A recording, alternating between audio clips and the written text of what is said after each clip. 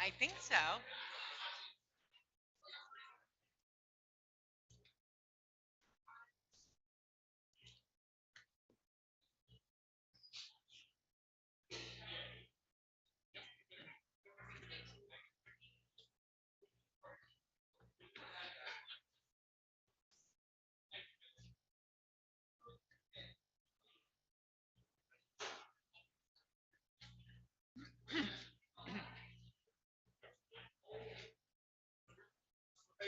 Has here?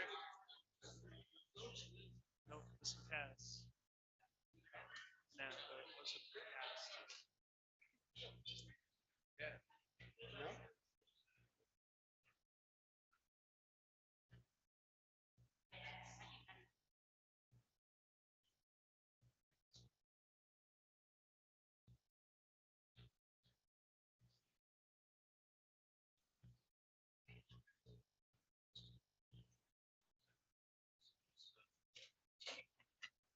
Oh, okay.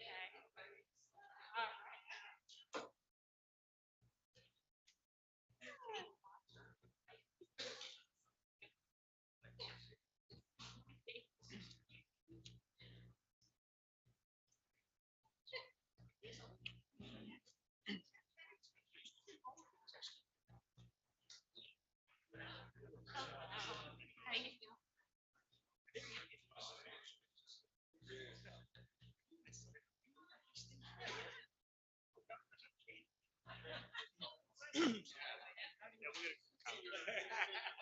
Are you guys ready?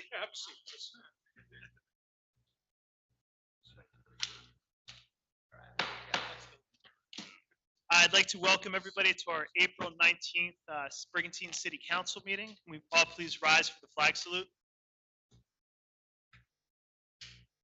Pledge allegiance to the flag of the United States of America and to the republic for which it stands, one nation, under God, indivisible, liberty and justice for all.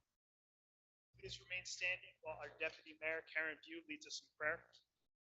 Father, who have commanded us to love our neighbors as ourselves, help us to do that in our community. Help us to understand the problems our fellow people are going through, find ways to help them in ways they need it most. Help us to love others no matter what their race or other differences. Help us to receive their love as well. Pray for a spirit of unity, love, and peace. Guide our thoughts, actions, and silence. Our fire department wants to retire captains. Captain Gary Swain passed away in third in North Carolina. He retired. Gary started out as a great team leader, individually part of the retired in 1902. Also, Captain Tom Matthews passed this week in Pennsylvania. President since retired as well. Steve Swain, Matthews families, retired.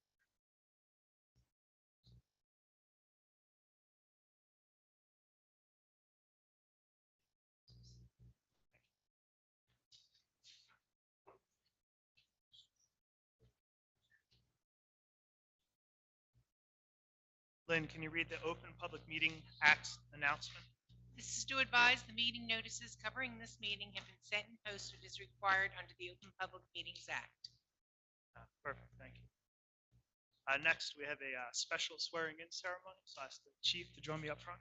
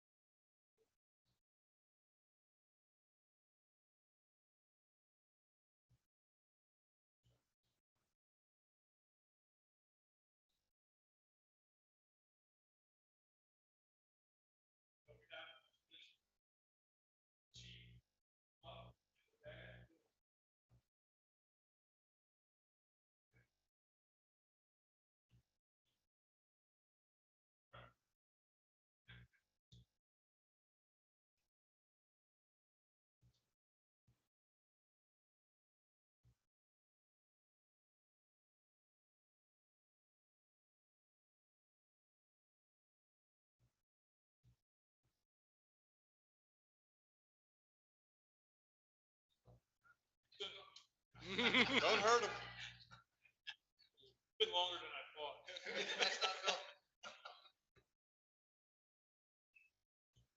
Seen his wife that was the visit.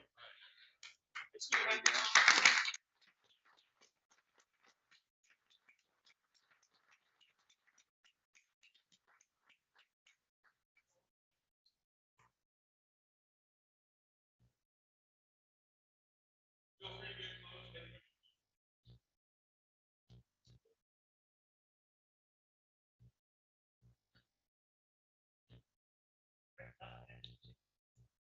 Raise right hand.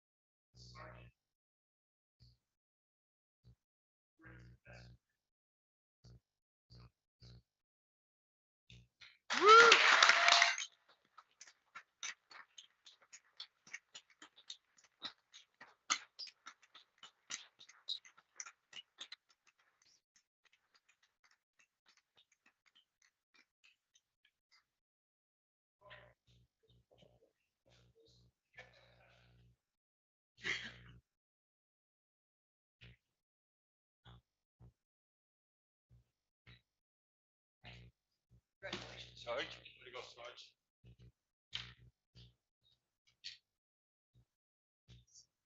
Safe trip. Congratulations.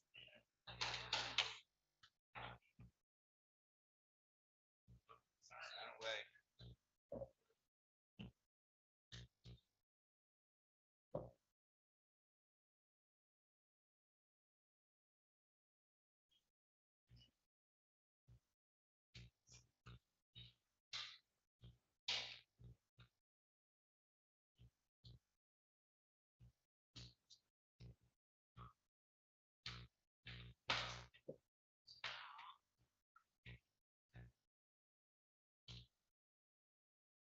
I just want to say a couple brief words. First of all, Bill, I want to thank you for your service to our city. 20 years is an outstanding career. And I also want to thank all of our police officers for all of the work they do. You know, one of the things I've really come to recognize is that it's not easy to be a police officer nowadays. There are so many people in society who just, it seems like it's out to get you.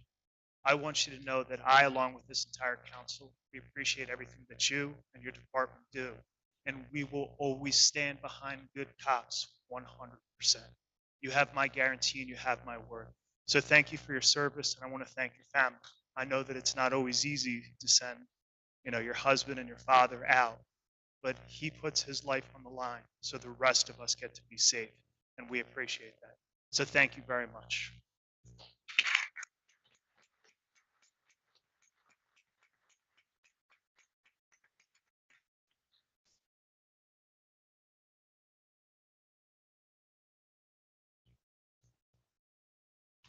All right, at this time, I'd like to take a 5-minute recess to allow for pictures and some time with the family. Is there a motion second? I'll make that motion. All right, all in favor? Aye. Aye. All right, pass. We'll take a 5-minute recess. Thank you.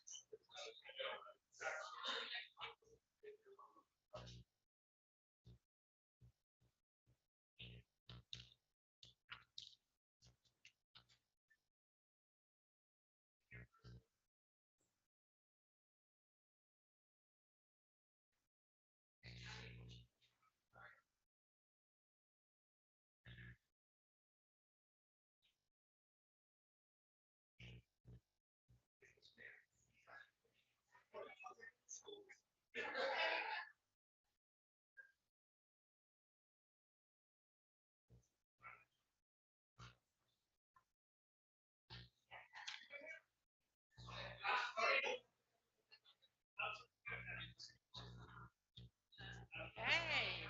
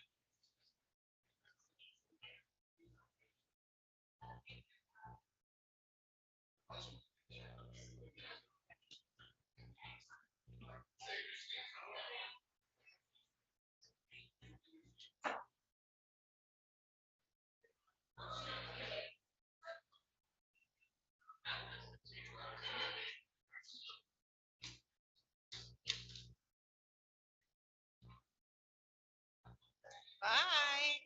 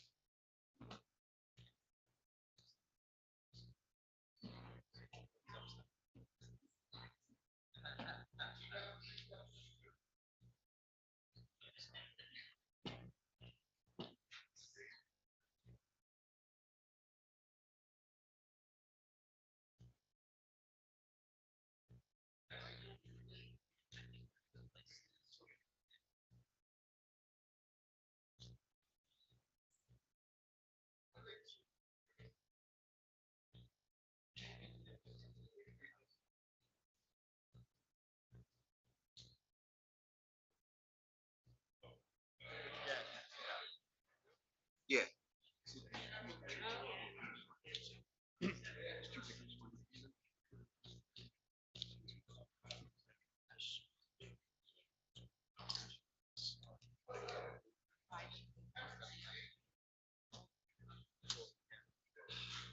All right, can we have a motion and second to resume? Thank you. I hear a motion. Is there a second? Second. All right, all in favor? Aye. Aye. Any opposed? All right, seeing none, we're going to resume the meeting. Ryan, is there any need for executive session tonight? No, Mayor. All right, thank you. All right, so we have our approval of our April 5th, 2023 council meeting and executive session minutes. We have a motion and second. I'll make that motion. Second. Any questions or comments? Seeing none, can we have roll call? View. Lettieri. Haney. Yes. DeLucre. Kane. Yes. Reardon. Yes. Mayor Sarah. Yes. Motion carried. All right, next up, we have public comment on agenda items only. Anybody wishing to be heard on anything on the agenda, please come up, state your name and address for the record. All right, seeing no public comments, we're going to close the public portion. Next up, we have ordinance number 6 of 2023, which is an introduction. And this is ordinance number 6 of 2023, which is a bond ordinance providing for the beach replenishment project from the Brigantine Inlet to the Great Egg Harbor Inlet in and by the city of Brigantine in the county of Atlantic, New Jersey, appropriating $2 million, therefore, and authorizing the issuance of $1.9 million in bonds or notes of the city to finance part of the cost thereof of our beach replenishment. Can we have a motion and second? Second. All right, and this is beach replenishment that's happening this year. We get federal money for this. There's a federal part, state part, and a local part. This covers our local part. Are there any questions or comments? Seeing none, can we have roll call? View. Lettieri. Haney. Yes. DeLucre. Kane. Yes. Reardon. Yes. Mayor Sarah. Yes. Motion carried. Vince, can we go back and do the payroll? I think we skipped over that. Oh, you're right. I did. Thank you very much. Sure. I think All right, the can we vendors have wanted to pay. approval of payroll, requisition lists, and operating expenses? Can we have a motion and second? Second. Any questions or comments? Seeing none, can we have roll call? View. Lettieri. Haney. Yes. DeLucre. Yes. Kane. Yes. Reardon. Yes. Mayor Sarah. Yes. Motion carried. Thank you. Ordinance number 7 of 2023, which is an introduction, and this is an ordinance amending chapter 210-37, article 2 of the code of the city of Brigantine as it relates to handgun permits and firearm ID cards. We have a motion second. Any questions or comments? Seeing none. Yes. Yeah, go ahead. Yes, Mayor. Yeah, I'd just like to say that these rates have been so low for such a long time. I mean, many a person way back in the day that I fingerprinted and did an application, and it's just with our Second Amendment, the fact that they kept those rates low, that was always recognized with the bear arms in a monetary fashion of sorts. However, I guess at the same time, we do have the state legislature passed their laws on this, or these fee increases. So kind of between a rock and a hard place here. That's all I have to say. I wish they'd stayed down, and they went up quite percentage-wise. They went up quite a bit, and that's regretful. But that's it. Thank you. Thank you. There's no other comments? I'd like to make a couple comments. I totally disagree with this ordinance here, but it's already passed by the governor. We really don't have a choice on this, since we already have to collect money for the state. This ordinance charges. Some of the reasons I'm against this ordinance or this law put into place by Governor Murphy is because I believe that low gun permit prices and concealed carry permits promote safety. It's easier for law-abiding citizens to legally obtain permits to carry safer, create a safer society, and criminals will think twice when they are entering one end of somebody's house. Okay, it's also a constitutional right for a Second Amendment. A high price for gun permits infringes on our rights, and it makes it difficult for some individuals to afford. Thirdly, lower price permits keeps equality. Keeping prices low ensures everyone has equal access regardless of their financial status. Higher costs unfairly prevent some people from obtaining permits, creating socioeconomic barriers to exercise their Second Amendment right. Uh, Thirdly, or lastly, lower price permits creates an economic stimulus, sales. And lastly, I guess, it prevents lower permit prices, prevents illegal sales. Higher gun permit prices can drive some people to purchase firearms illegally. And so if we keep the prices lower. But anyway, like I said, and like Councilman Haney said, we really don't have a choice here because this is passed by the state. It's unfair. Uh,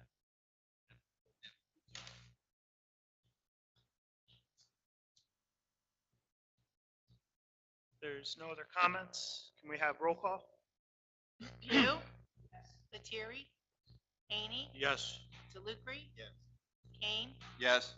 Reardon, yes. Sarah, Yes. motion carried. Resolution 2023-78, and this is a resolution by the City of Brigantine, New Jersey, authorizing the entry into a shared service agreement with the Atlantic County Utilities Authority, and this is for our trash removal services and recycling for the city. Can we have a motion second? I'll make that motion. Second. Any questions or comments? One question, the current agreement we have expires when and what will the rates be under the program? I'll have to ask either John or Ryan.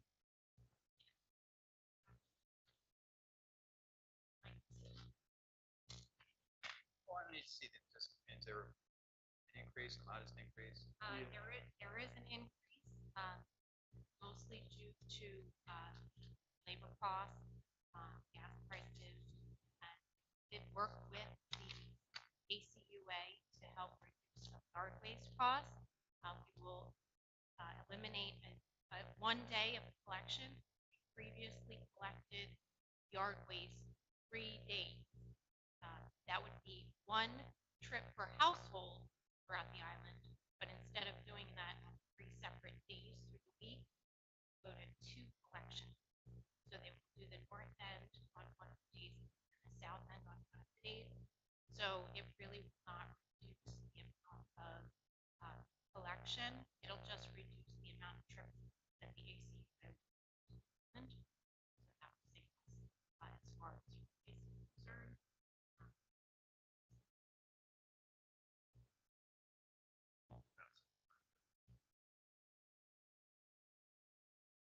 For all services for 12 months, it's $821,979.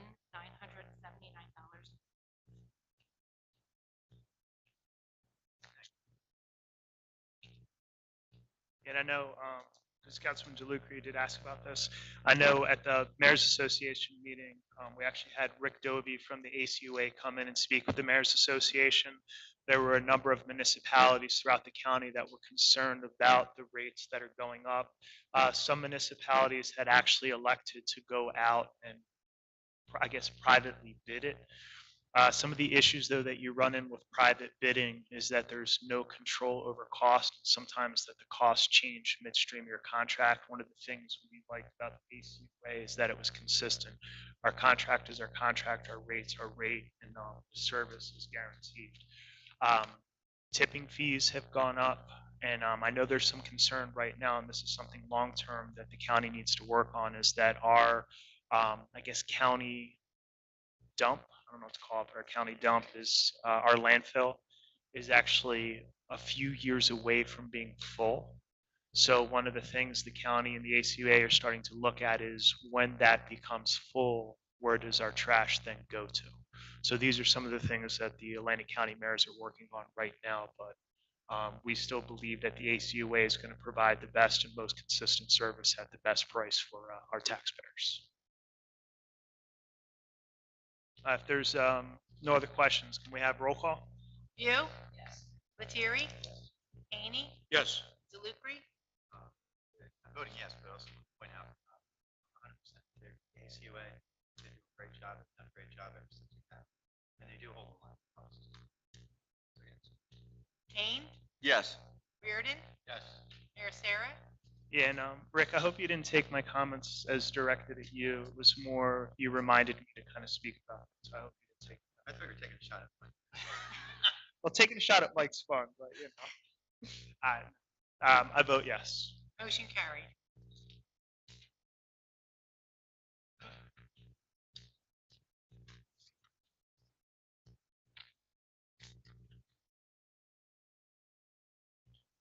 All right, next up, we have Resolution 2023-79, and this is a resolution to accept Cops and Shops Federal Fiscal Year 2023 Subgrant number ABC-04-23 Program Summer Shore Initiative 23. And I believe this is a grant from the Division of Alcohol Beverage Control in the amount of $1,400. We have a motion second. So moved. Second. Questions or comments? Seeing none, can we have roll call? View, Lettieri, Haney, Yes. DeLucre, Kane, Yes. Reardon, Yes. Mayor Sarah. Yes. Motion carried. Resolution 2023-80, and this is a resolution of City Council of the City of Brigantine authorizing entry into a contract with Green Whales, Inc. For race directing services associated with special event known as the Brigantine Triathlon to be held in August of 2023. We have a motion and second. Second. I'd just like to personally say that Green Whales Inc. did an outstanding job with the triathlon last year, and they really helped us to get this back to what the original intent of the triathlon was for, which was supporting our youth programs here in the city of Brigantine. So I'm very, very happy to be able to partner with them again. If there's no questions or comments from council, can we have roll call? View, Lettieri, Haney, Yes. DeLucre, Kane, Yes. Reardon, Anything I can do to help Wales, whether it's green whales, right whales, pilot whales, in a positive manner, I vote yes. Mayor Sarah. Yes. Motion carried. One day I'm going to write a book of all your comments. And they're going to find it on the front page of the Brigantine Times. Yeah. You might get an early start on Fort's money. What's going on? All right, Resolution 2023-81, and this is a rental registration refund. We have a motion and second. Is there a second? Questions or comments? Seeing none, can we have roll call? View, Lettieri, Haney, Yes. DeLucre, Yes. Kane, Yes. Reardon, Yes. Mayor Sarah. Yes. Motion carried. Resolution 2023-82, and this is a farmer's market registration refund. We have a motion and second. Questions or comments? Seeing none, can we have roll call? View, Lettieri, Haney, Yes. DeLucre, Kane, Yes. Reardon, Yes. Mayor Sarah. Yes. Motion carried. Resolution 2023-83, and this is a farmer's market registration refund. We have a motion and second. Second. Questions or comments? Seeing none, can we have roll call? View, Lettieri, Haney, Yes. DeLucre, Kane, Yes. Reardon, Yes. Mayor Sarah. Yes. Motion carried. Resolution 2023-84, and this is a resolution authorizing the City of Brigantine tax collector to prepare and mail estimated tax bills in accordance with PL 1994 C73. We have a motion second. I'll make that motion. Any questions or comments? Seeing none, can we have roll call? View, Lettieri, Haney, Yes. DeLucre, Kane, Yes. Reardon, Mayor Sarah. Yes. Motion carried. Resolution 2023-85, and this is a cancellation of real estate taxes for 100% totally disabled veteran. We have a motion second. I'll make that motion. Questions or comments? Seeing none, can we have roll call? View, Lettieri, Haney, Yes. DeLucre, Kane, Yes. Reardon, Yes. Mayor Sarah. Yes. Motion carried. Resolution 2023-86, and this is authorizing the use of a temporary cellular communications tower during the city's water tower resurfacing project. And this has to do with the city. We're, I guess, repairing and painting all of our water towers here in the city. The next one that's going to be worked on is the one right here behind City Hall on 14th Street. There is our cell towers up there, so this would authorize a temporary setup in order to keep cell service going here in Brigantine. We have a motion second. Second. Any questions or comments? Seeing none, can we have roll call? View, Lettieri, Haney, Yes. DeLucre, Kane, Yes. Reardon, Mayor Sarah, Yes. motion carried. Next up, we have our consent agenda, and this is the Brigantine Lions Club Car Show request and the Heart of Surfing Adaptive Skateboard event. We have a motion second. I'll make that motion. Any questions or comments? Seeing none, can we have roll call? View, Lettieri, Haney, Yes. DeLucre, Yes. Kane, Yes. Reardon, Yes. Mayor Sarah, Yes. motion carried. Up next, we have our council manager committee discussions. Ryan, anything for us? I have nothing. Thank you, Mayor. Problem, over to our department heads. Good? No? Then I'll turn it over to our deputy mayor, Karen View.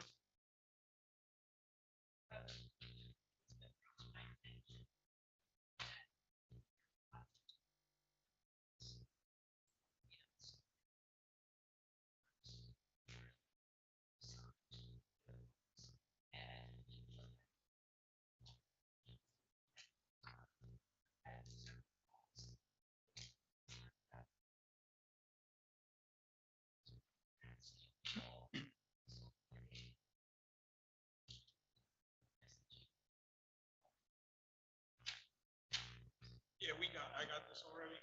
So we've been doing probably for the past week. We do it, the officers will drive by and call out checks. Last Saturday, the Green Team and Chamber of Commerce sponsored the first night of the charity hospital. There were several events, sales, police were behind. And there was also an online dance. Charity hospital. Unfortunately, weather, rain, which caused the city to be next week. They had to make a decision during the summer, and if we had the balance,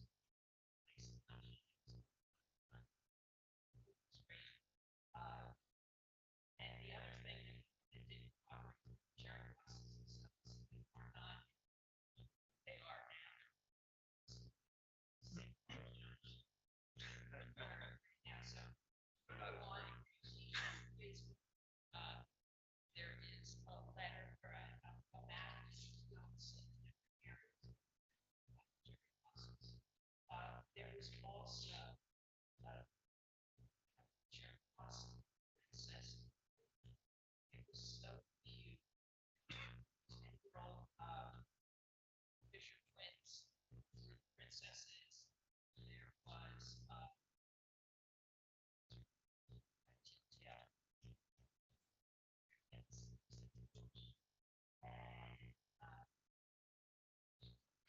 Mia? pardon me. Mia?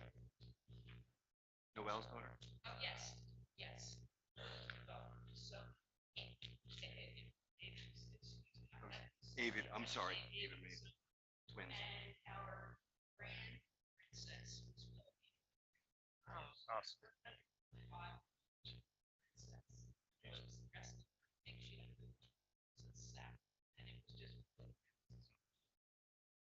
So, thanks, Jeanette, varsity and Randall.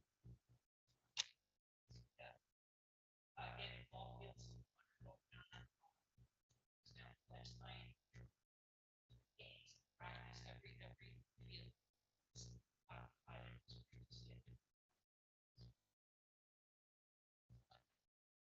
Perfect. Turn it over to Paul Lettieri. Next up, we have Dennis Haney. Thank you, Vince. Second your remarks on the boys and girls of summer, or in this case, spring. It's always nice to see you out in the ball field, come past the ball field, seeing all the kids out there just with their mitts, throwing the ball around, just enjoying baseball and softball. Really cool. Okay. Congratulations to Bill Ferris Jr. If I heard it right, Chief, he's going to be on the road, right, from a detective position. So that is, you brought that point up. That is very valuable to get that experience out the road. Speak firsthand from that. It was the other way around. It was a similar situation. I was on the road then. Spent my final years as a detective. But that is, congrats to Bill. Nice to see his family here, and he'll serve the rest of the guys in uniform well. Beach badges. Beach badges are on sale Wednesday through Saturday at 9:30 a.m. to 3:30. Eventually, that schedule will expand some, but that's the hours right. Wednesday through Saturday, 9:30 to 3:30. There's this past week we had a recreation board meeting. John was there. Karen was there.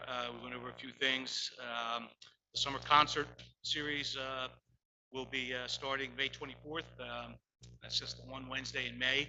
But then the first and third Wednesday from June through August, there will be a concert. So the information will be online for those to look at if they want to take advantage of that.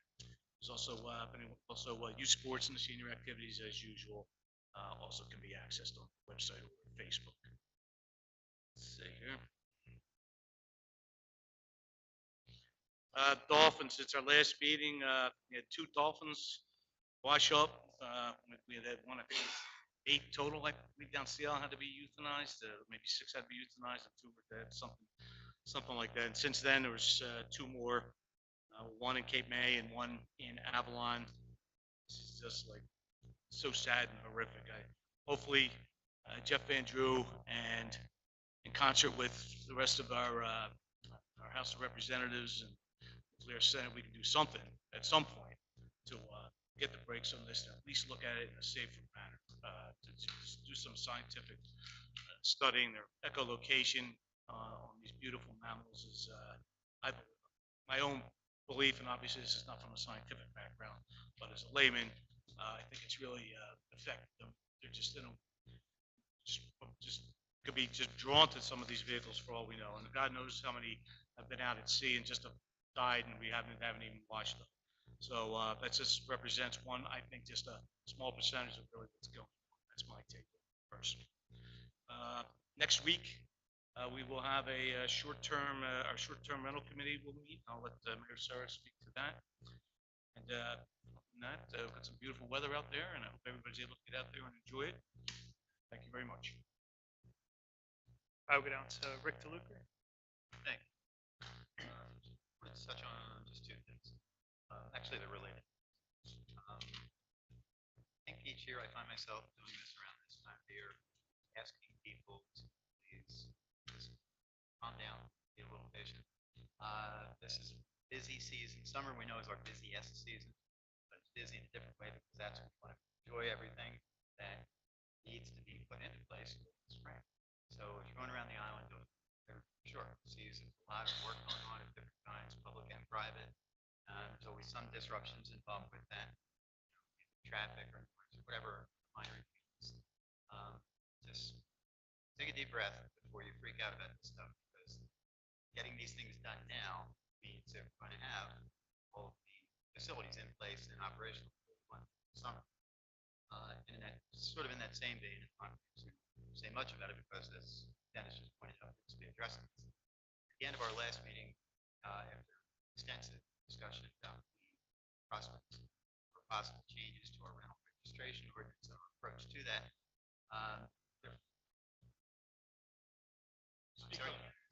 okay.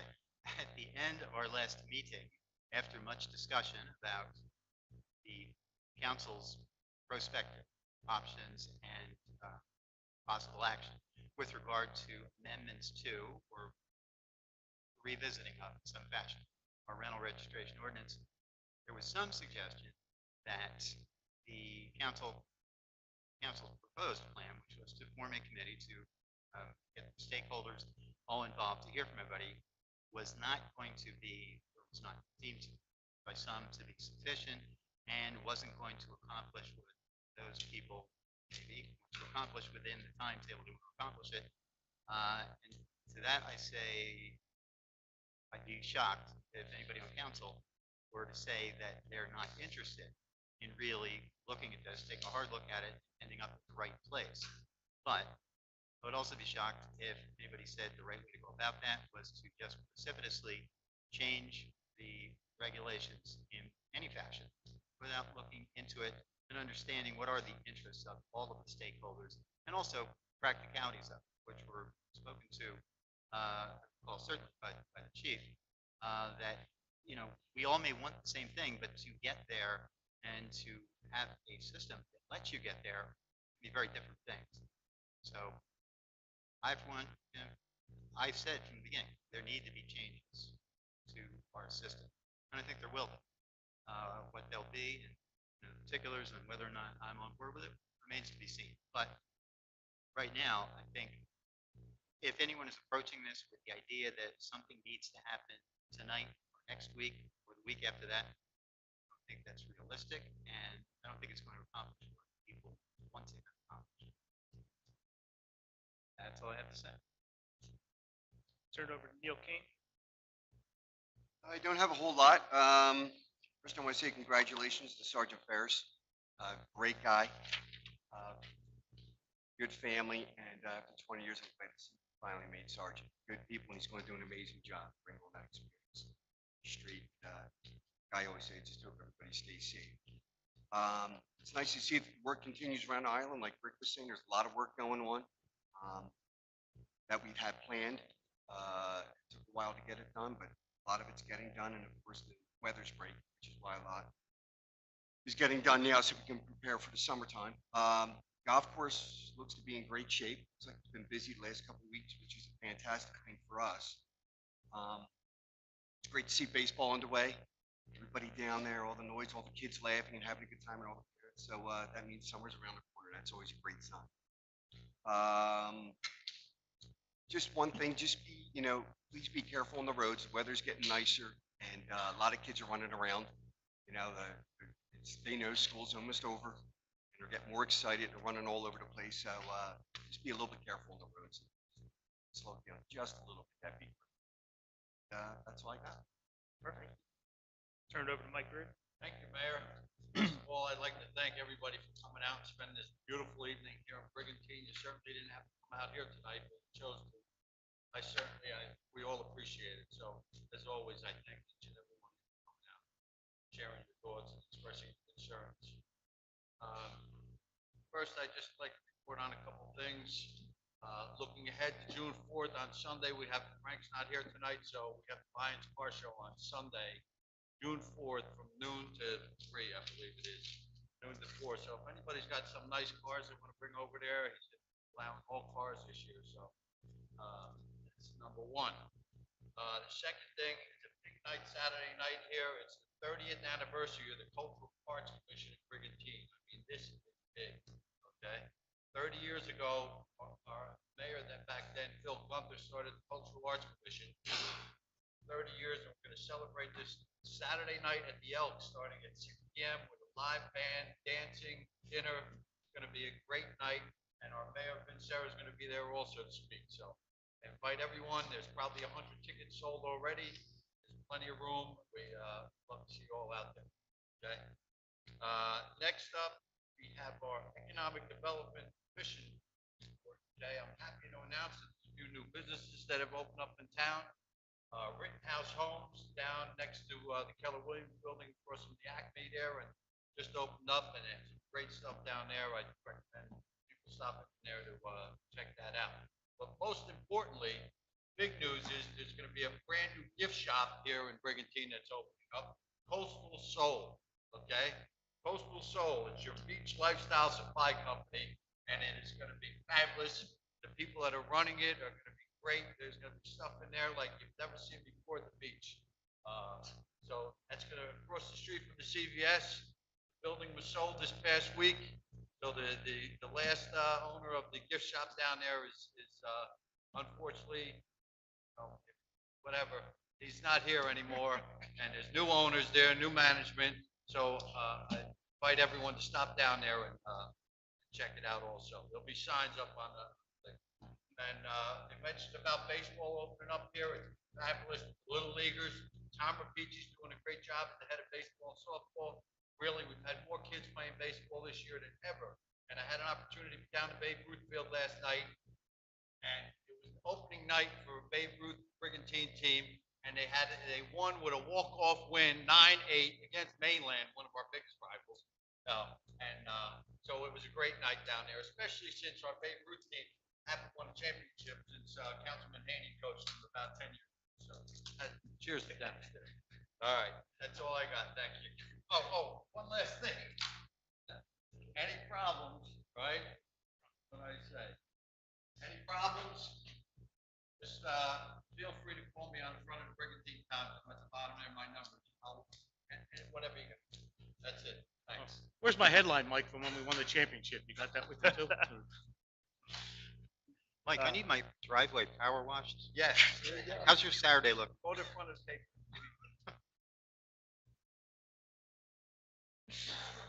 Thank you, Mike. I appreciate that. Next up, we have two school board appointments, and these are reappointments. I'd like to reappoint Shannon Fitzgerald and Helen Kaufman to the school board. So we'll do that now. And Neil, I know you had talked about a lot of the projects and things that are getting done in the city, and I appreciate you noticing that. I know a lot of the credit to that really goes to our capital committee.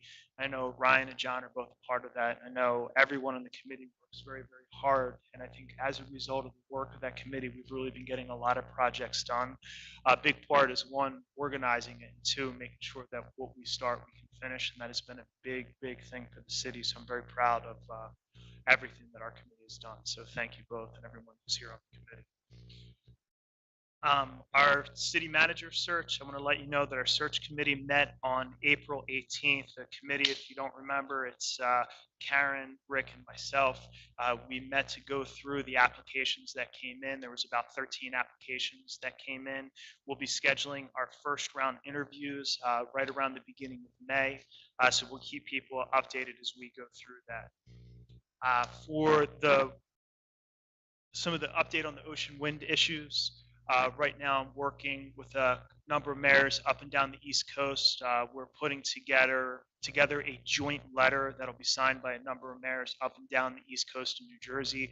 We will be sending that, once it's signed, to the entire House of Representatives as well as the entire U.S. Senate. We want them to understand what our position is and what our concerns are when it comes to the offshore wind projects. I know a lot of our elected representatives at both the federal and state level have been working very hard to make sure that our voice is heard, as well as many of the concerned citizens who have a lot of questions about these projects. The more information that comes out, the more concerning it becomes. And I think what we need to start to do is understand, what is true and what is not. I think one of the biggest issues and concerns is that the windmill companies don't really seem very forthright when it comes to sharing information. And that's something I think we need to start to get them on record with. What are the specific questions people have? And I think they need to answer those questions very, very publicly instead of just deferring and not answering the questions. So we'll keep people posted as things move forward on that. For our short-term rental committee, as you heard from two of our council members earlier, our committee is going to be meeting Thursday, April 18th. We're going to be discussing two things. First and foremost, what can the city do right now under our current laws to better enforce or to better help people in the communities with current issues? And I'm sorry. I put the wrong date. I apologize. 18th. 27th. Thank you. Yeah, 27th. I apologize. Thank you.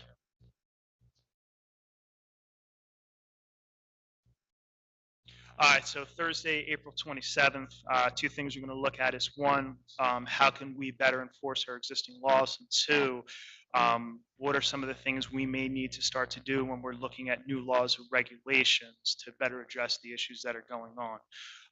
Our subcommittee is also going to be meeting with small groups of homeowners, business owners, realtors, property managers, and short-term rental property owners in order to develop our plan. We think it's important for us to talk to all of the stakeholders involved as we start to move forward. Anybody who's wishing to sign up for this committee, there's a link right now that's on our city's webpage. I know a number of people have already signed up. There's a Google form that is there. People can sign up and look at that. What we'd really like to be able to do is meet with people in small groups. I think it's better to meet with people in small groups. Sometimes what happens when you have too large of a group, you'll have a few individuals that are very outspoken and monopolize a lot of the time, and then there's a lot of people who might not have their voices heard. So we'll be meeting with people in the community to get different perspectives. Some of the positives that have come out of the discussions that council has had with the community as well as the discussions here. There's a number of short-term property owners who are starting to look at their policies and what they can do better to start to self-regulate. There's also a number of the condo associations that are here on the island that have let me know or let all of us know that they're starting to review their policies and they're starting to look at what they can do to better enforce their policies within their homeowners associations. And one of the things I really believe is, for the most part, I think that people want to do the right thing. And I see that people reaching out in the community to try to do the right thing is a good, positive push in the right direction. I know some of the realtors that I've talked to on the island said that they want to be involved and they want to try to help us craft regulations that can help eliminate the problems.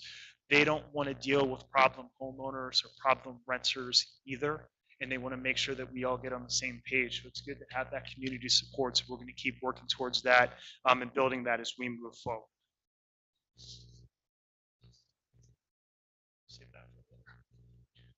All right, so at this time, we're going to open up to public comment. Anybody wishing to be heard, please come up, state your name and address for the record. Yes, John Johnson.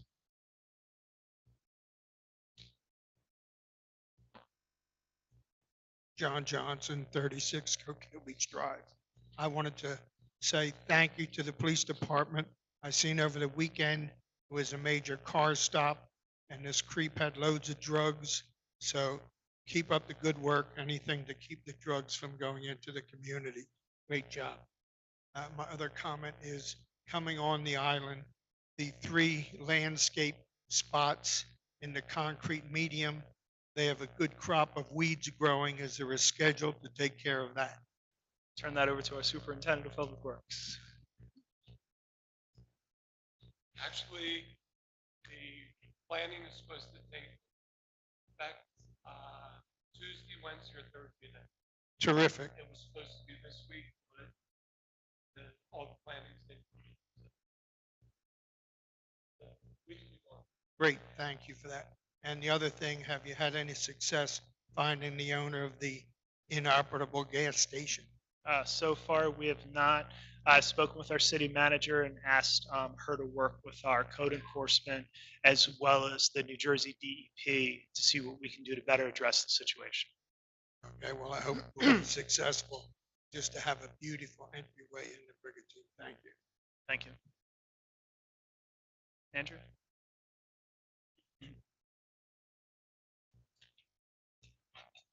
Sarah, council members. Okay, I heard Mr. Could you give your name and address? Andrea Sullivan, 2000 Ocean Avenue.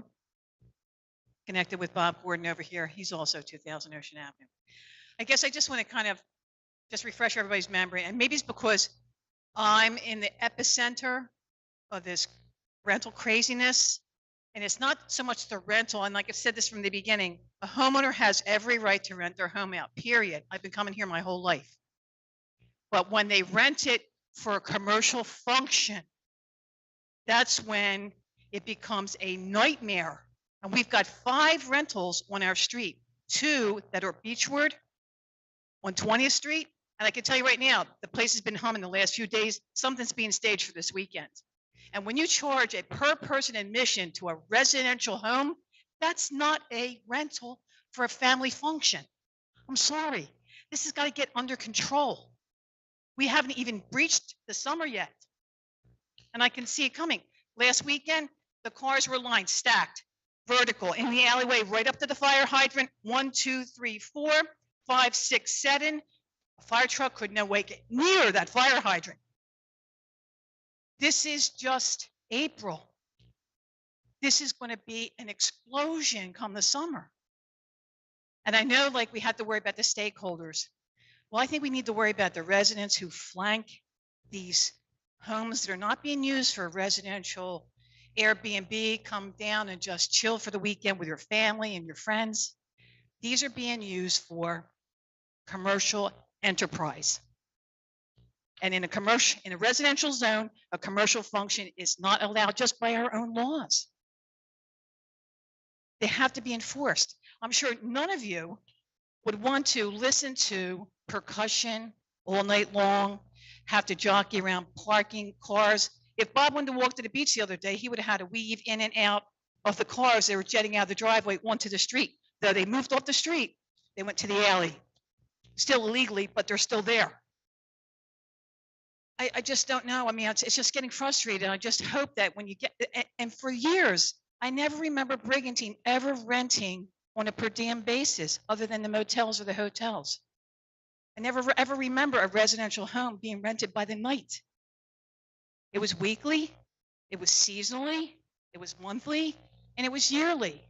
Since when are we turning our residential homes next door into a hotel or into a wedding cater hall or to, like, I don't know what, somebody said pornographic filming.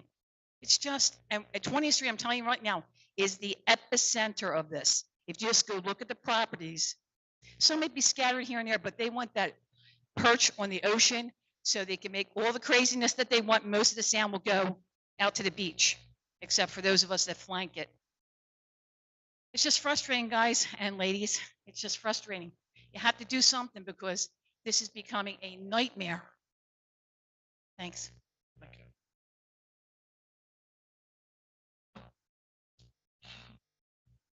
Anita Koya, 305 20th.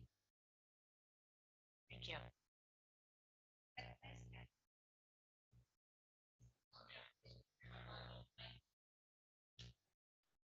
Hear me?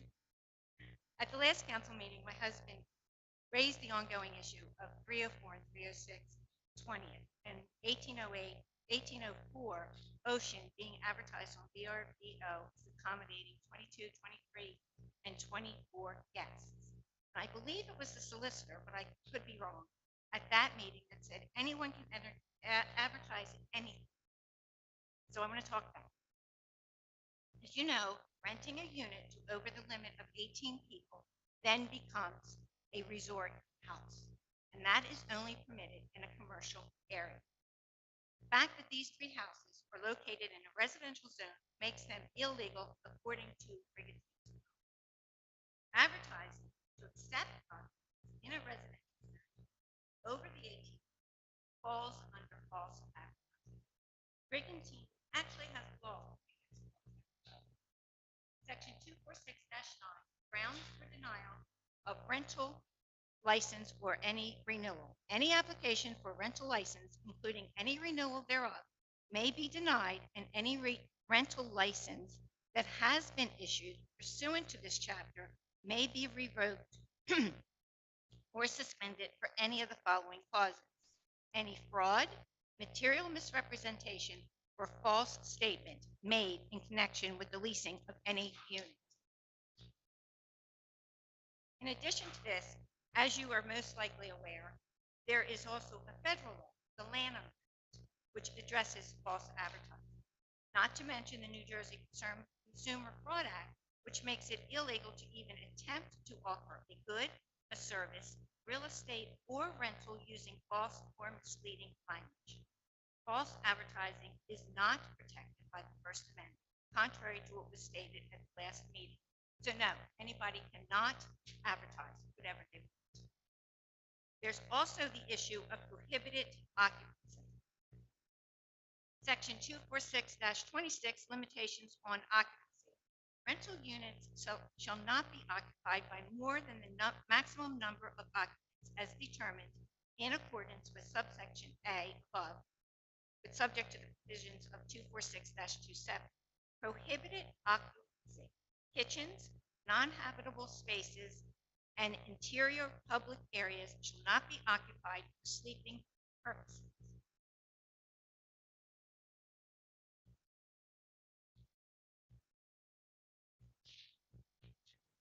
And 4/20, he advertises first floor living room with its own TV and kitchenette and queen sleeper sofa, as well as a finished garage entertainment area with a king sleeper sofa. In 306, he advertises first floor living TV room with a queen pull-out sofa bed and its own kitchenette. I think that falls under that section. My question is, what is your immediate plan? Plan right now to do something about this. Because if you don't do anything, you're just as culpable for this for not following federal, state, and the city laws. You're just as culpable as the rent fee owner of these properties. You don't need a subcommittee, you don't need a committee, you just need to enforce these laws. And they're right here. I don't think they have to be toughened up to do this now. Thank you. Thank you. Henry, come on up. Henry Waldron, 314 20th. I'm glad to hear the city council cares about whales. I'm glad to hear the city council cares about dolphins. It's something that I've cared about for more than 50 years.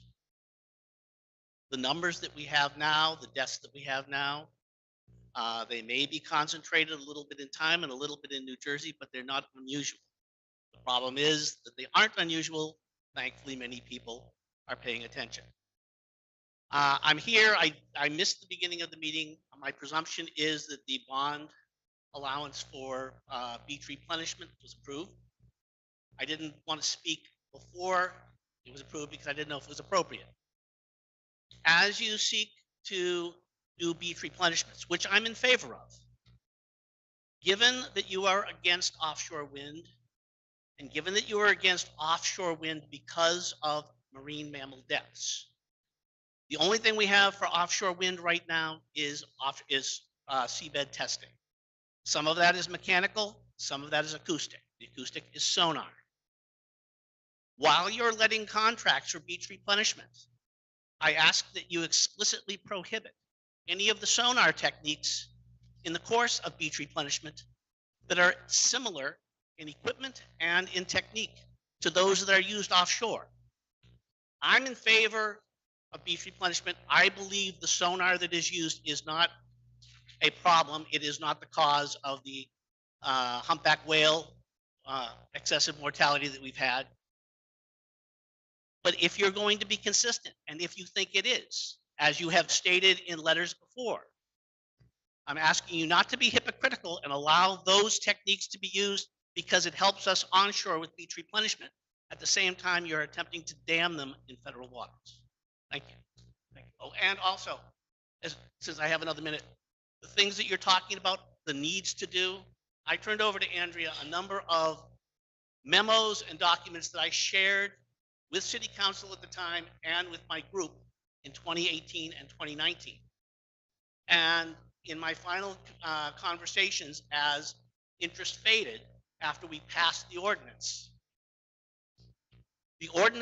supposedly had everything that we needed, except that the city didn't have the resources or the motivation to implement it. That came directly from Jim Bennett to me. I had conversations with him every 2 weeks for 2 or 3 months after I gave him a month for him to sort things out. So as others have said, we've got the means. It's just the problem of figuring out how to implement it. Thank you. And Henry, if you wouldn't mind, could you give a copy of those memos and notes to our city manager, Ryan? I gave the only copy that I have right now to Andrea. If he wants to turn those over, it's not complete. I had promised that I would give her some of the the communications and conversations we had in 2018 up through 2019. One of them is actually your announcement to us by email that we had this new ordinance and how it would be utilized Absolutely. in the most general of senses. And as long as one of the problems that I discussed with my neighborhood group was the problem of a loss of institutional memory. We were going through so many not so many city councilors, although you, Mike Reardon, I believe you became a member of the council, and Vince, I think you became vice mayor when that was going on. But we were also losing people from police department and from the fire department, where people were coming up to speed, the chiefs, and then they were retiring. And we lost all of what they learned over the course of a year or a year and a half to come up to speed with the problem. Thank you. Thank you. Yes, Mrs. Phillips.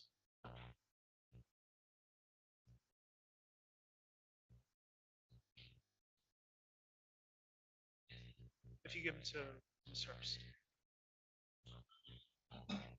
Thank you very much. Ann H. Phillips, 308 27th Street. I'll start with questions about the website. I saw the link. Now, how long will that link be there? Question number one. How will you determine whether you have enough time to suit your purpose in keeping that link there in terms of responses that you get? How are you going to determine you're getting the representative of the population in terms of, you call them stakeholders? And of course, in those stakeholders, you have people who at this point are violating your laws. So I just wondered, how is this going to suit your purposes or achieve anything? How long are you going to work with that link to see what response you get? And if you don't get the sort of response that you want, what do you do next? Okay, I put that out there. You can answer later. But first of all, I'd like to return to the code section 246, 3, and then B and C under that. We start with the policy statement, which is very good. And I quoted it before up here, and I'm going to quote it again, because I think you have to deal with this. You're dealing with a zoning violation, and I don't think the stakeholder meetings are going to accomplish what you want to do, because you have a basic issue here, and it's a commercial use in a residential zone. But first, I just want to read something from 246 policy statement. Many municipalities in the state and their residents have experienced disturbances, damages, and public expense resulting from carelessly granted and inadequately supervised rentals to irresponsible tenants by inept or indifferent landlords. The stated purpose of the law, NJSA 40, was to enable municipal governing bodies to take effective action to assure that excesses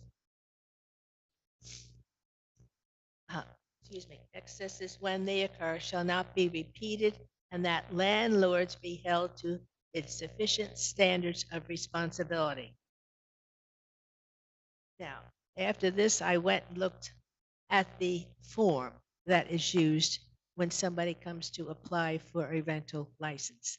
The license, I think, is your weapon, and I don't think you're using it properly. I looked at that form, and basically it asks for standard information, name, address, et cetera, et cetera. If you have a partner, et cetera, they go through all that. There is one section that actually deals with tenancy. Is it seasonal? Is it monthly? Is it yearly? You have to choose. I think they give you 4 or 5 choices there. But other than that, it doesn't say that you have to comply with the zoning law. And if you do not comply, well, first of all, let's start with the beginning. You don't get a license. And with a license, without a license, you're not going to have this problem, unless you're going to have people absolutely out there defying the law. You need to do something with that form to begin with, It has to state what you can and cannot do as a landlord or when you're renting your property in a residential zone. It doesn't deal with zoning at all. And you have the license. It's yours to give, in a sense. Somebody has to pay for it and apply for it, but nevertheless, you are the one who has to grant it.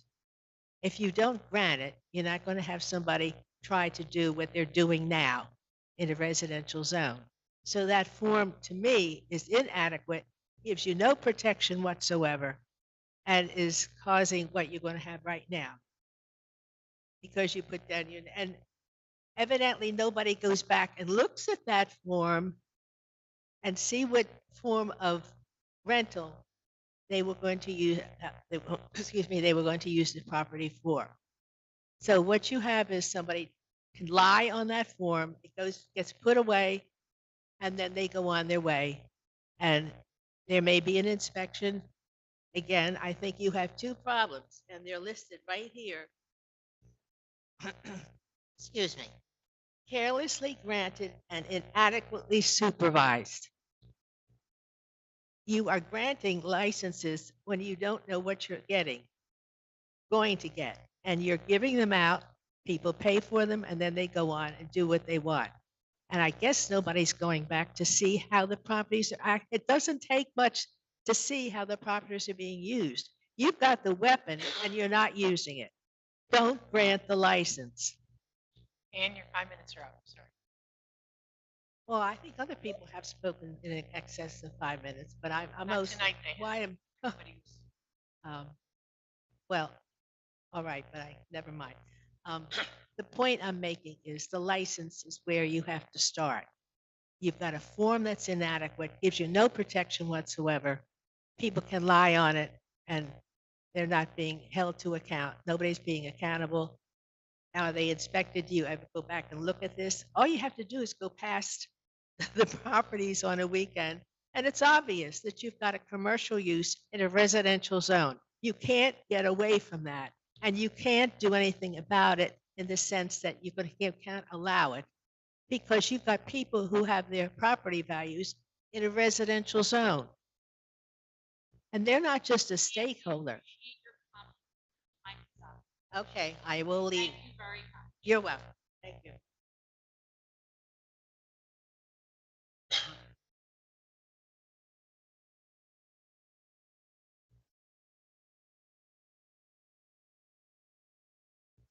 George Grober, 301 20th Street. I just heard some speeches made about specific laws and ordinances that have been in place for quite some time. I'm assuming that council is aware of these, that they are violations. I think the chief should also be aware of them. My question is, this has been going on for years, and yet council has not addressed it, or I should say, has not enforced these laws. And the delays, really at this point, is inexcusable. Because it's been brought to the attention enough times for council to address these laws and enforce them, just like parking. I made 2 phone calls about illegal parking up on 20th Street, and the sergeant said, I'm going to do what I'm going to do, even though I said that the chief guaranteed tickets would be issued, and they were not. So I'm perplexed that all these things have happened. I've even left 2 phone messages to 2 individuals, the sergeant and the office, to have the chief call me, never received a phone call. So I feel like I'm back 6 years ago, and it's still the same thing. And we're still hearing all these delays, and it doesn't seem like you're not addressing this thing because it is a serious issue in the city and it continues to build. So to postpone it or delay it and not give us any impression that you're going to address it today, not weeks from now. So what are we to do as taxpayers, to sit back and wait for how much longer? I didn't know, chief, if you wanted to address his comments or? Okay. First I have to address you telling the sergeant that I promised to write every ticket. Is that what you're saying? When we were at the last council meeting, you said that you would have the the law enforced that there's no parking on that block. And yet, The when meet- it was reported and the officer, The meetings are recorded, and I stated at several meetings that officers have discretion. And I've stated several times that we work with the visitors of the island. We don't just start slapping tickets on windshields. And they are allowed to try to find the car owner and have them move the car if it's reasonable. The computer, which I looked at the CAD incident, said that the sergeant approached the homeowner or the residents and they moved their cars. They're allowed to do that. That's the sergeant acted appropriately. And I would challenge anybody to find the video clip where I said I was going to write every ticket, or I was going to instruct my guys and girls to write every single car that they come across, because I said the opposite several times. I've talked to And several you people. demanding the sergeant to write tickets that night, Excuse that's me, not how it works. I asked him, are you going to be issuing tickets? Because you had said, and maybe and everyone I've spoke to that was here at the last meeting said you agreed that tickets should be issued on that block. Was there a sign that says no parking? I did not say that. I said the opposite of that. Okay. I mean, they're well within the law to write tickets, and we have written tickets down there. But it's a fluid situation, as I've went over several times. The officers are allowed to approach the residents because it's every weekend it's different people. So if you have a nice group of people and you ask them to move their cars because they're patronizing the island and they move their cars, that's fine with us. We go about and answer all the other calls that we're getting that night. Like I said, the one weekend we wrote tickets. Unfortunately, we wrote a Vietnam veteran and we looked bad again. And guess what? His ticket got thrown out in court because he's a Vietnam veteran who's lived on the island for 50 years. So that didn't really work out for us either. So, each call is going to be different. They're going to address the call as they see appropriate. Listen, I get it. I know a lot of people come up to the microphone. They want every car written every single time, and they think that's going to solve the rental problem. It's not. So we're going to address it each call as it comes, as we see fit. And no way did I promise on this microphone that every car is going to be written for you to demand my sergeant to write tickets. And he gave you the appropriate response, which is, I'm going to try to find the car owners and they're going to move them. Right, I appreciate that, but the issue is, this is a commercial business operating in a residential area. That has nothing to do with the Excuse me, parking that- and my that- officers. Excuse me, I have the floor. And I don't enforce commercial businesses. That's not within our department. Which is what I spoke of last meeting. There's a lot of different prongs to this issue. This is something else that needed to be brought up. I can't start harassing residents of using the police department and using parking problems to start harassing certain residents. Because then we can start to get into a lot of trouble that way, if that's how we're going to go. If it's a legitimate parking problem, yeah, we can come check it out. But you just delved into commercial properties. That's not my department. Well, I think this is the council's problem, because this is the operation that's going on in a residential area. It's a commercial business. So you have people just for a short period of time that are violating the laws. So if we don't get a message, writing tickets, which they can complain to the people they're renting from, then that landlord is going to understand that the city's taking a position that they have to adhere to the laws and explain that to their renters, if you're going to allow to have commercial rentals in a property, that they need not to be parking in illegal places. So granted, I can see an option, what the chief is saying, but it's not sending a message to the owner of this operation that what he has to do is notify these people, you cannot be parking. So the cars. So you can't just go and ask. That's not sending a message to the person. It's not conveying the laws to the people they're renting to, that they cannot park on the street. It makes sense. So the cars you pointed out we're running a commercial operation? Is that what you're saying? Yeah, that's the houses we were discussing at the last. What was the meeting. commercial operation this weekend? Pardon me? What was the commercial operation they were running this weekend? Party house. That's what we've been talking about the last two meetings. Even a resort house. Even the fire hydrant was blocked. And if something had happened, the fire department would not have been able to get back into the alley. So it's a concern, but it's a concern. If you're gonna do that, that's perfectly fine, but that's not sending a message to the people that are doing these advertisements for these resort homes.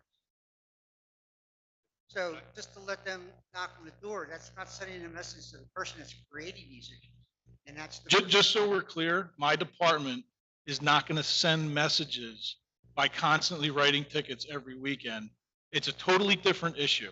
I agree with your issues, but like I said before, it's a lot of different prongs, and there's departments who it's their job to do, to follow and make sure people are following the rental ordinances. I get that part of it, but you're kind of delving into a part that I have to address with my men and women in my department. Once again, we are not going to send a message by writing tickets every weekend to every car we see, because we're sending a message. And I think council will agree with me. I can run and get into a lot of trouble doing that. That is now harassment by law enforcement. If it's totally illegal, fine, we can write the ticket. I get that part of it. But what we're stating here at the meeting to send a message, it's not going to happen through my department. We will address every parking complaint as it comes in, but we're not sending messages. It's a totally different area of running a commercial enterprise. I agree with you. If it's a commercial enterprise, it should not be happening, but there's ways of going about that. Sending a message through parking tickets is not what's going to happen. So part of, I'm if going you to guys don't counsel mind, then, if I then- could, then you have to see that this is an issue involving these resort commercial operations. So if you're gonna help the residents resolve this issue, that's one thing you have to do. Maybe you have to direct something to the police force that this is an ongoing situation, and yes, they should be ticketed because. so that's just a so you problem know, they're by experiencing. law, we cannot direct the police to do anything. There is actually state law that protects the chief and the department from government officials telling them what to do. So I want to be clear on that. The chief is by law in charge of his department. We can meet with the chief, we can try to request and work. We are prohibited by law from directing. But one of the things I'm going to say is part of what you bring up is what we want to start to discuss, how we appropriately address the situation, which is why our subcommittee is meeting to look at what's going on now, what we currently have on the books, and the best way to streamline addressing these issues. So we understand your frustration, and trust me, I sympathize with you, and everyone in this room wants to help you. We need to take this through the process. You have a plan that you think works, and I admire that plan. What we need to look at is what the city can legally and what we are capable of doing. And that first step is for us to meet internally to see what we can do. So we're going to take it through that process. Thank you. If I could, just to add to some of what the chief said. I don't think. um, well, I believe Councilman DeLuca is speaking. You'll have plenty to respond to. With respect to the contours of this entire discussion, I think we're missing fundamental. Fundamental point is, and it's certainly not that council has done nothing, council does not care about this issue, or council doesn't understand it. We do. But I think there's some misunderstanding in terms of what our present ordinance allows us to do. Let me start by saying Federal Lanham Act and the State Consumer Fraud Act, a nice piece of legislation. The city is a creature of the state of New Jersey. We have limited authority. We don't have prosecutorial authority for either of those laws, even if it fits the facts. So what we can do is we can enforce our ordinance. Now, our ordinance, this harkens back to what I said at the beginning, earlier comments. In my view, our ordinance has problems. It has problems, but even correcting those problems won't necessarily address the more fundamental problems of enforcement that are inherent in this kind of thing. So let me start by saying, in the ordinance, we have allowed people to rent their properties. And it can be for a day, for 2 days, for whatever period of time.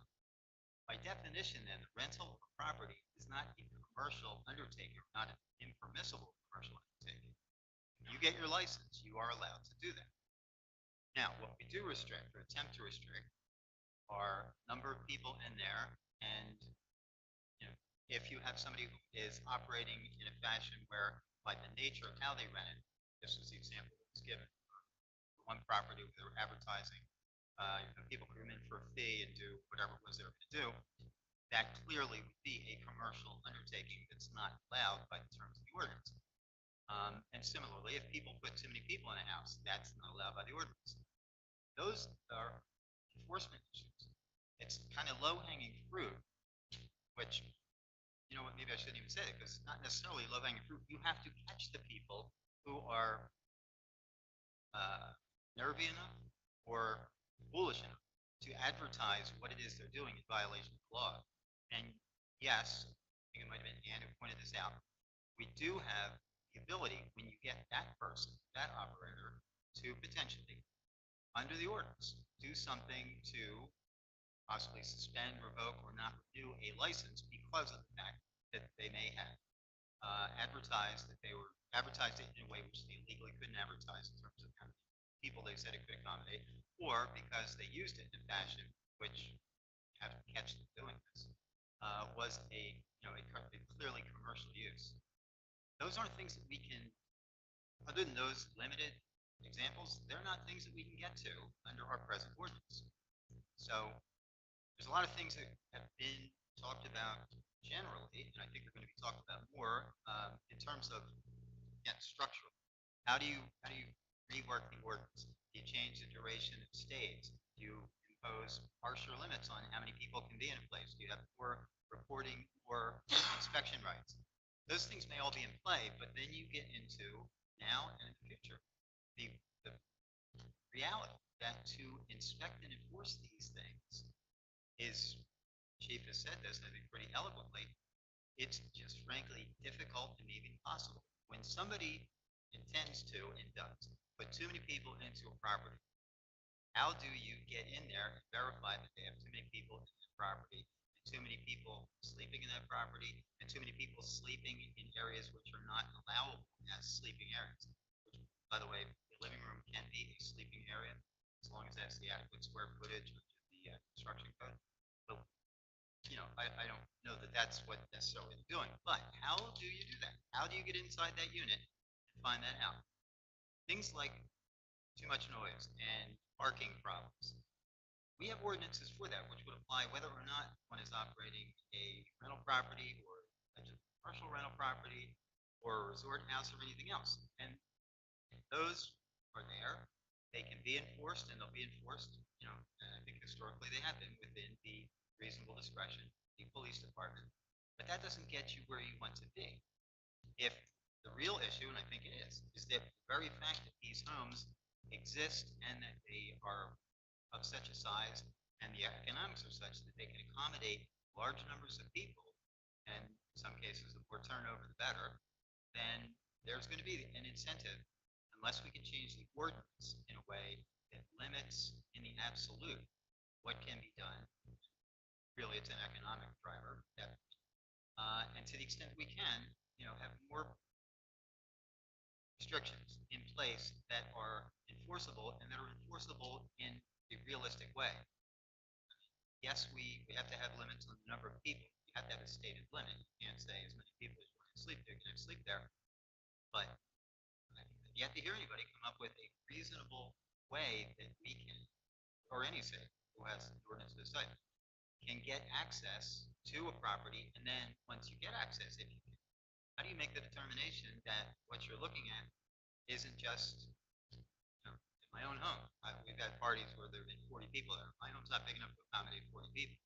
40 people didn't sleep there. They happened to be there at that point. Statute of limitations is run, chief. It is.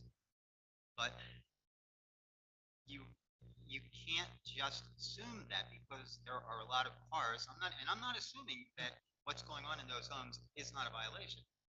Quite the opposite, I'm assuming it is. But knowing or suspecting that something's there, being able to prove it in a way that then gives you the authority to take some kind of action under your ordinance against them are, unfortunately, a lot of times dramatically different things. So that's not to say that we can't do anything or we won't do anything or it's impossible to do anything, but it is to say that let's not kid ourselves that because the ordinance says you can only have so many people, that somehow there's a magic to an offending house and shut it down. Or that because, we have other restrictions on how you can advertise and what you can advertise, that similarly that gives you the magic bullet to shut them down. Everything has got to be proven. And even when proven, doesn't necessarily, one offense does not necessarily get you to the point where you're going to be able to pull a license on something. Remember that right now, and in the future, our only authority is going to be the power to, depending on what happens and that it was in violation of however our ordinance might be worded at a given point in time, and that we've been able to satisfactorily prove that that violation happened, only then are we going to have the power under our ordinance to do one of two things. Either suspend somebody's license if they have one, three things. Deny them a license if they, have past transgressions in, this property or different property, or deny them a renewal of a given property. But, beyond that, I guess my plea is let's open our eyes and be clear about what we can and can't do. It's not a failure of will. It's simply the reality, the nature of this use. If, and I suspect no matter what happens, we're not going to shut the door completely to people renting their properties. I'm not hearing anybody in favor of that. Restricting it in a way that prevents the impacts, everybody's in favor of that. You got to get there, and you have to figure out an intelligent way, an enforceable way, and a workable way to get there.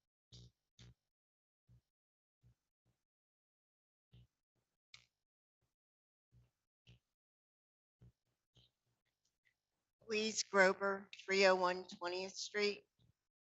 I leave these meetings more confused than when I come in. And to you, Mr. DeLuca, my question is, why did Avalon, Spring Lake, 10 years ago, put a stop to it? Why is Margate limiting it? Why do other towns stop party houses? Brigantine can't. That's, I think why is the wrong question. The question is how. Well, why? How did they do it then? Well, have they done it in a way that addresses, they had the same kind of problems we have here. Because remember, the classic party houses in shore towns were different from what we're looking at these days. They were basically kind of animal house situations. We don't have that. We have, yes, there are impacts from it, I'm not saying they're not, but we have nicer homes which are rented to, Nicer homes than Spring Lake and Avalon? Have you been to either one of them lately? No, I'm talking about distinguishing the classic animal house. If in Avalon and Spring Lake, they've undertaken to do some version of what we're talking about doing, then the question is in the details. I don't know the particulars of Avalon and Spring Lake in their ordinances. How do they limit? Do they limit stuff, in terms of the number of people or the They number of do. hours or things like that? And by the way, I know that our committee and council members individually, are familiar with and have looked at some of those ordinances. So the question is, what have they for us? And the issue is before us now. I don't know that it's a relevant question to say, why didn't we do something 5 years ago, 6 years ago? Well, I don't want to talk about the past. Why can't we go forward and you do the same as those other towns? Ventnor and Margate are working on it now, and I know Mayor Sarah, you said you have talked to fellow mayors. They're doing something and doing it immediately, and they're not stretching it out. And I just want to bring up one last thing. For those that do not want to discourage our renters because of our businesses, there's been trucks, catering trucks out in front of those places, not from Brigantine, from all over the place. So they're not frequenting our businesses on the island. Our influx in summer population has been more recent. And you mentioned those towns. I used to work down there back when I was in college and before that. Avalon, Stone Harbor, North Wildwood, Wildwoods, whatever. But there's just been a heavy concentration of people in those towns.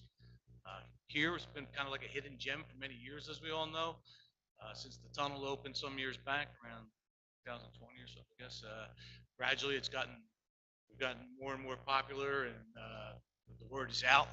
So it's kind of like a problem that's developed a little bit more recently here, as opposed to some of those established towns. Even the Vendors and Margates, where there are plenty of bars, always been known as hot spots to go to. I'm just saying that it is a more recent, in the big picture, it's a more Well, why recent can't you get on situation. the same page as, say, Margate and Ventnor, who are addressing this issue in 2023? That's what we're attempting to. Yeah, we may end up there. That's the very process right now. And I'd be real surprised if in Margate or Avalon, that was something that had a 1 month turnaround. I imagine they did a lot of due diligence that we're doing before they decided how they wanted to do it. Whether or not they followed the exact same process that we're talking about, that matters. Objectively, I think the process that we're describing is the right one. If you want to end up with something that's going to be as enforceable as possible. But it is in black and white. It's in black and white and it's on the books. Yeah, but as we know, you can have stuff that's in black and white in the books if it's not enforceable, not because it's not legally enforceable. Theoretically, it could be legally enforceable, but if you can't enforce it, it's a practical matter. It's a nuisance. Why can't you enforce it? That's a question that's going to vary based on every single issue. Like you say, how come you can't enforce the maximum number of people? Well, practical reason, I think. We have a fire department that's in charge of licenses inspections, correct? And those firemen are in the building 24/7. And I don't think there's fires taking up their time 24/7. Why can't they be involved since they enforce the licenses, why can't they be involved in keeping track of that? Because that was mentioned by the former police chief and the former managing director Bennett, that this is what he was going to do, have the firemen put a number on the door and have everybody's name that was on the rental contract. Never happened. And this is where my disdain comes in, and I don't believe anything anymore. So I can tell you too, the manager might have had those conversations with you. None of that was brought forward to council. Yeah. And it is, because my belief is this: if someone here in the city talks with the public and says they're going to work on something, they either need to follow through or let the appropriate departments know. And there was some lack of communication that did not ever bring that forward. Part of what we're trying to do, especially with the committee, is to get the people together in a room who all work on these issues to start to see how we can best address it. I know Henry had brought up, part of the issue with institutional knowledge, and I agree with his assessment. There has been promises made in the past by prior administration, by prior employees who no longer work here, but none of that was ever acted on or brought forward. Part of what we're doing now is putting together a process of how we appropriately deal with it. And that's what we're attempting to do. I've reviewed Margate's legislation. I've reviewed Ventnor's. Ventnor's is actually very similar to ours. I now have a copy of Avalon's. So part of what we're doing is looking through the process to see what people have done, how it worked for them. I can tell you there's other municipalities that have tried to put things forward and have missed the mark completely. And I think that's also unfair to the people that you're trying to help. Part of the reason we want to talk with all the stakeholders involved is because we want to make sure that what we implement actually makes a difference. And that is the goal of every single person sitting here. Thank you. If I could just say something real quick also, real quick. The mayor just said, we want to resolve, we want a good resolution to this problem. We learned with our problem that we had on 13th Street, what it takes. And it takes a lot of complaints and a lot of different things to finally get someone shut down. So please keep calling when there's noise, when there's issues, please keep calling. Like I said, I'll meet you here on Monday morning and walk you into the department and you can file a complaint. You can get my number. Another thing is, as you were saying about the commercial use resort house. Well, while you were talking, I went on VRBO. I looked in April, May, and June for Brigantine, New Jersey rental for 20 people. Several different dates. Nothing came up. Atlantic City came up. Ventnor came up. I just searched Avalon just now while you were saying Avalon has no major rentals. I couldn't find anything for 20 people in Avalon, but I found something for 10 people in June 8th, June 11th. Right. Okay, there you go. So, that's one thing. So if someone could show me after the meeting something advertised that could help us, we want to work with, after the meeting, okay? All right, let me just go say a couple more quick things. Rental registrations, very, very, very thorough. They get the owner's information, they go out there and they inspect those houses. If there's a little hole in the screen, they deny the registration. But I'm just saying, okay? They're very thorough on the inspections of the houses. And depending on the square footage, like Councilman DeLupe mentioned, they let you know on the registration, on the certificate, how many it's good for occupancy, okay? Um, so that's basically that. It's very good. Our rental registration department scours social media to see if there's rentals that aren't registered, and we go after them also, okay? So we're doing the best we can, and we do have plans to generate more income, to hire more people to do the job.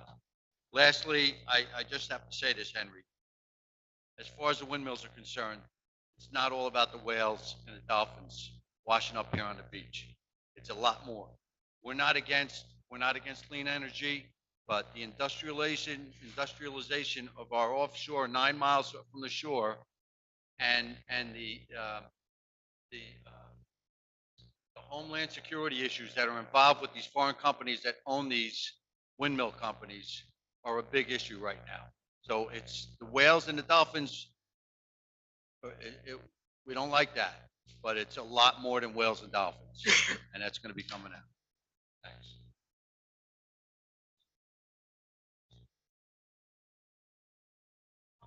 Ma'am, you've had a chance to address council. You've had a chance to address council. I didn't. Not tonight, they have. You've addressed council. You've had an opportunity. Our rules provide that you address council. It's not about, a public comment isn't a back and forth, and you've had your opportunity. You get 5 minutes to address council. If you want to use the 5 minutes, that's up to you.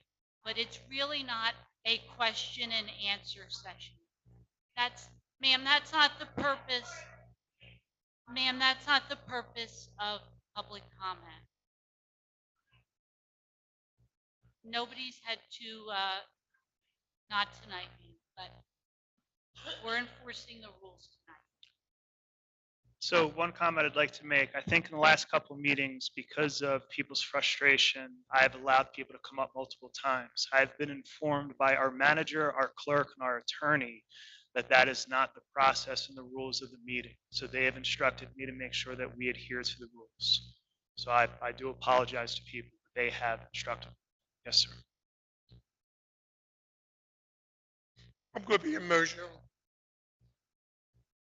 I dealt with something this past weekend.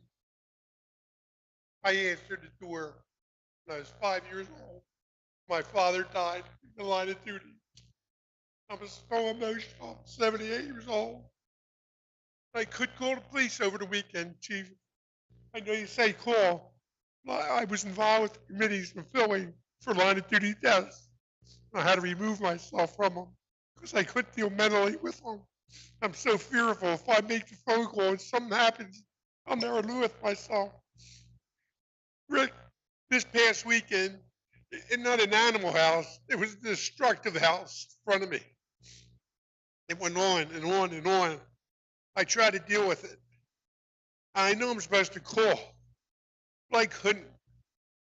And I'm a tough ass guy, believe me. I'm tough. I can't deal with that. And these people were animals. They come on our island. They're going to tell us how we're supposed to live. Guess what? We're going to tell them this is our island. We're not letting them take our island from us. We're not letting them destroy our island. And it was real animal houses. They say there was no more than 10 people, any registration. Well, I can tell you they were hanging off the deck. I don't know how there was not an instant there where someone didn't fall off the deck on the 3rd floor. And it started and kept going and going. Couldn't drink enough. I have nothing against it. I did the same thing.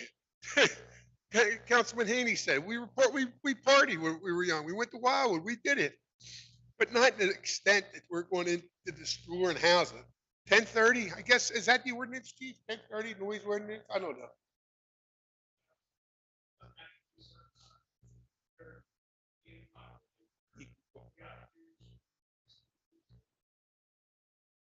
And I'm sorry I had to step up here tonight. I'm sorry I'm emotional. But it's too much of a challenge for me to see what's happening around us. This is our island, no matter what we want to say. If we have to stand up, we have to protect it. I've been here for since the 50s, and I've seen all these builders coming in, going to do this and do that, and they leave. And we're stuck with what's left in most cases. And that's been better right now. The builders, I think, are better. I believe are better. But over the years, I saw all kinds of changes. Oh, we're going to promise this, promise that. Didn't happen. And that's what I don't want to happen. I want to die on this island. Not anytime soon, I hope. But I think if nothing else, I'm sorry, I have to go back. Thank you for listening. Thank you, Bob. Thank you. God bless you.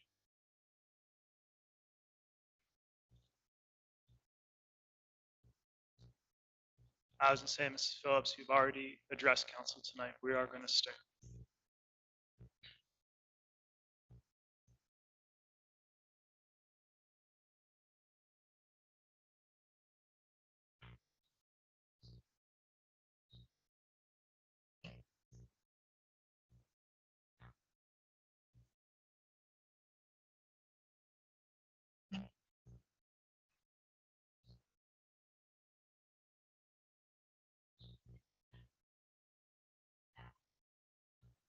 Ma'am, we have just explained, we have certain rules in place on how the public session is conducted. Yes, the council has rules in place. That's, no, ma'am, I don't have a duty to produce a statement in writing to you. I'm trying to explain to you, man. Hey, listen, we're not Ma'am. going to get into arguments here tonight. Ma'am, I'm trying to explain to you the council's rules on public comment, and you get 5 minutes to address the public. And you could use all of the 5 minutes or some of it. And that's what the rules say. I'm just advising you of the rules. It's not a question and answer session. That's not the purpose of public comment. It's to allow you to comment on, no, I don't, ma'am. I'm explaining it to you.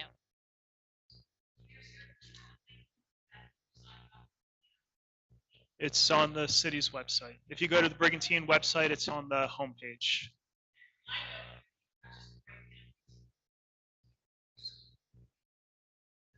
It's on the city's website. Yeah, it's the opening page. Ryan, it's right on the opening page, right? Yeah, it's on the opening page.